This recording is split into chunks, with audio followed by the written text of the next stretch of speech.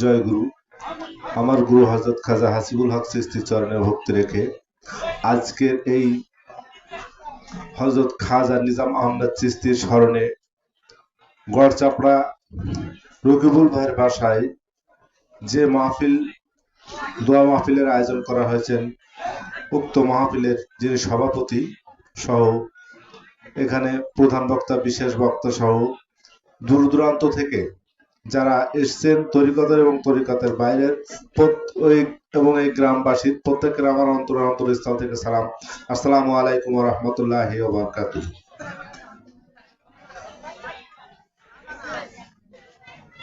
আল্লাহ রাব্বুল আলামিন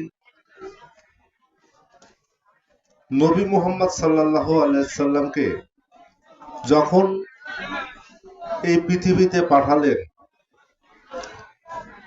তখনকার সময় মুহাম্মদ রাসূল সাল্লাল্লাহু আলাইহি সাল্লামকে বিশ্বাস না করেই যিনি কাফের, তিনি কে ছিলেন? আবু জাহেল। মুহাম্মদ রাসূলকে বিশ্বাস না করে নামাজ না পড়ার কারণে কিন্তু আবু জাহেল কাফের নয়। রোজা রাখার না করার জন্য কিন্তু আবু জাহেল কাফের নয়। যদি 5 ওয়াক্ত নামাজ পড়ার জন্য যদি আবু জাহেলকে কাফের বলা হতো, তাহলে আবু জাহেল যে কোনো কারণেই ঘরের একটা কোণায় বসে যে সে কিন্তু 5 ওয়াক্ত নামাজটা পড়ে নিলে সে তো আর কাফের থাকতো না। আর যিনি কাফের না, তাকে কি আল্লাহ দোজখ দিতে পারবে? যিনি কাফের তার জন্য দোজখ। তাই আবু জাহেল, তার তো জ্ঞান গরিমা তো তৎকালীন সময় ছিল, কারণ ইতিহাস বলছে তিনি তৎকালীন সময়ের সব থেকে জ্ঞানী পণ্ডিত ছিলেন। কিন্তু একমাত্র মুহাম্মদ রাসূলকে না মানার কারণেই তিনি আবু জাহেল হয়ে গেলেন, তিনি মূর্খদের পিতা হয়ে গেলেন। কেন? শুধু মুহাম্মদ রাসূলকে না মানার কারণে। এই কারণে পবিত্র কোরআনে সূরা ইউনূসের 74 নম্বর আয়াতে দেখবেন আল্লাহ রাব্বুল আলামিন বলছেন যে আমি রাসূলগণকে প্রেরণ করি প্রত্যেক সম্প্রদায়ে আমার নিদর্শন সহ। যখন ওই রাসূলকে না মানে তখন তারা সীমা লঙ্ঘন করে, আর সীমা লঙ্ঘন যে কারী হয় আমি তাকে তখন মোহর মেরে দিই। তাই আল্লাহ ইচ্ছাকৃত কাউকে মোহর মারেন। তাই আবু জাহেলের মোহর মারলো কিভাবে? আল্লাহ ইচ্ছাকৃত। মুহাম্মদ রাসূলকে বিশ্বাস না করার কারণে আবু জাহেলকে মোহর মেরে দিল। তাহলে ওই সময় কিন্তু পূর্ব দিক থেকে সূর্য উঠতো এবং পশ্চিমে অস্ত্র যেত তো। তাহলে বর্তমান সময় তো পূর্ব দিক থেকেই তো সূর্য ওঠে আর পশ্চিমে অস্ত্র যায়। তাহলে বর্তমান সময় যদি আল্লাহ রাব্বুল আলামিন কারোর মোহর মারে, সেটা কোন প্রক্রিয়ায় মারবে?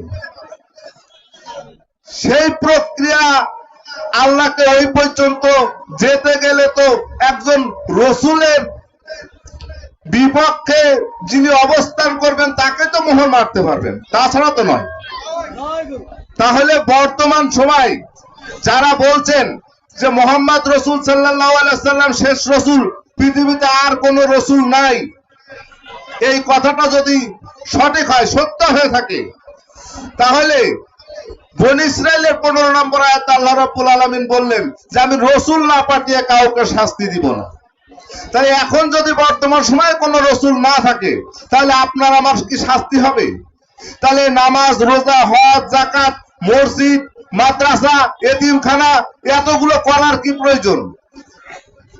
সকালবেলায় ঘুমিতে উঠে তো আরেকজনের আইল ফেলে দিলে তো আমার তো কোনো পাপ নেই।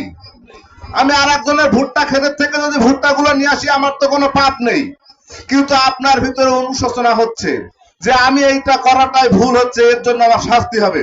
তাহলে আপনি নিশ্চিত হয়ে যান, আপনার মন থেকে যখন সায় দেয় যে আমি অপরাধ করলে আমার শাস্তি হবে, তাহলে নিশ্চিত রাসূল আছে। এখন আপনার প্রশ্ন হতে পারে, এটা তো আপনি একটা আনুমানিক বলে ফেললেন, কোরআন দিয়ে বলেন। সূরা আল ইমরানের 164 নম্বর আয়াতে আল্লাহ রাব্বুল আলামিন বলছেন যে আমি মুমিনদের প্রতি অনুগ্রহ করিয়াছি। কাদের প্রতি? মুমিনদের প্রতি, এবং তাহাদের মধ্যে হইতে আমি রসুল প্রেরণ করি যে আমার আয়াত সমূহ তেলাওয়াত করে, তোমাদেরকে পবিত্র করে, তোমাদের কিতাব ও হিকমত শিক্ষা দেয়, কারণ ইতিপূর্বেই তোমরা ছিলে স্পষ্ট পথভ্রষ্ট। এই দেখেন আল্লাহ চালু রাখলো কি, মুমিনদের ভিতরে থেকেই রসুল উৎপন্ন করেই আল্লাহ পাঠিয়ে দিচ্ছেন সম্প্রদায়ে। যারা এই সমগ্র রসুল, তারা মুমিন থেকে রসুল হয়েছেন, তাদেরকে বলা হয় সমগ্র রসুল। এই রসুলকে অস্বীকার করার ফলেই আপনি সীমা লঙ্ঘনকারী হয়ে যাচ্ছেন। আর যখনই আপনি সীমা লঙ্ঘনকারী হয়ে যাচ্ছেন, তখন আবু জেহেলের মতো আপনার প্রতি মোহর মেরে দেওয়ার সুযোগ আল্লাহ পেয়ে যাচ্ছে। এই কারণে আমার এই আওয়াজ যে পর্যন্ত যায়, যেহেতু অনেক আমার ভাই এবং সুন্দর কথা আপনাদেরকে জানাবে, তাই সমগ্র রসুল, যার যার গুরু তার তার রসুল, এই সমগ্র রসুলের কাছে এসে বায়াত নিয়ে সিরাতাল মুস্তাকিমের পথে আসার আহ্বান রেখে যেন মোহর থেকে, আল্লাহর কৃত এই মোহর থেকে বেরিয়ে আসার জন্য সীমালঙ্ঘনকারী না হয়ে একজন সমগ্র রসুলের কাছে বায়াত নেওয়ার আহ্বান রেখে আমি আমার সংক্ষিপ্ত কথা এখানে শেষ করছি। জয় গুরু।